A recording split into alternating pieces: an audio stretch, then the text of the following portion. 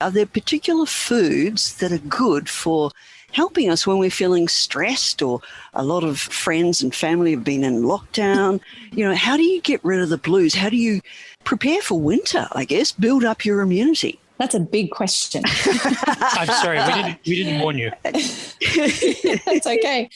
So how do we prepare for winter? And I guess what you're saying is the non-hungry eating, the boredom eating, and prevent that. What I really like to try and get a lot of my clients and patients to do is really tune into their physical belly hunger. So what your body is physically telling you rather than what your brain is telling you to do.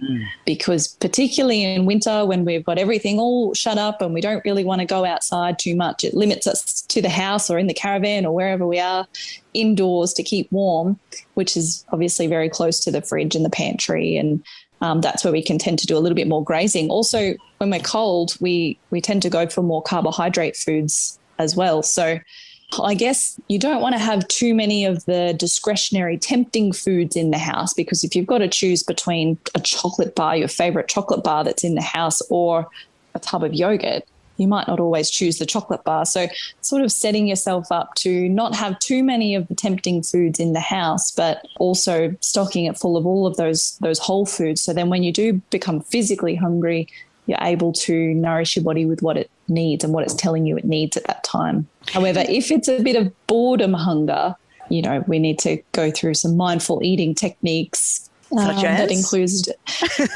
you'd have to come and see me. There's so many. But Here we go. Yeah.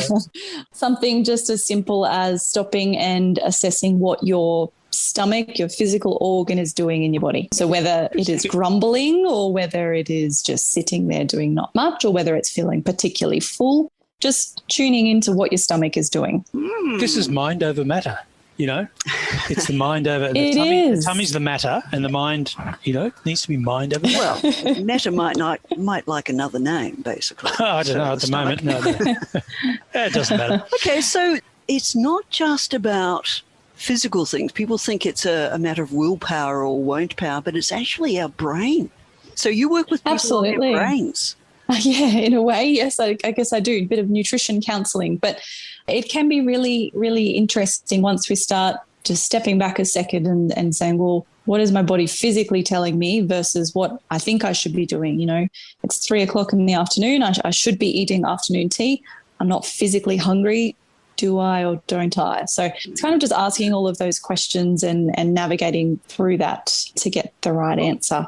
Cool. So is there somewhere on your website that people can go and access that information? Not on our website, because it's very individualized, and it's sort of something that you have to delve through and look at a few different factors as well. So I guess if you're interested in learning more about mindful eating, the best thing to do would be to come and see a dietitian to delve into it a little bit more.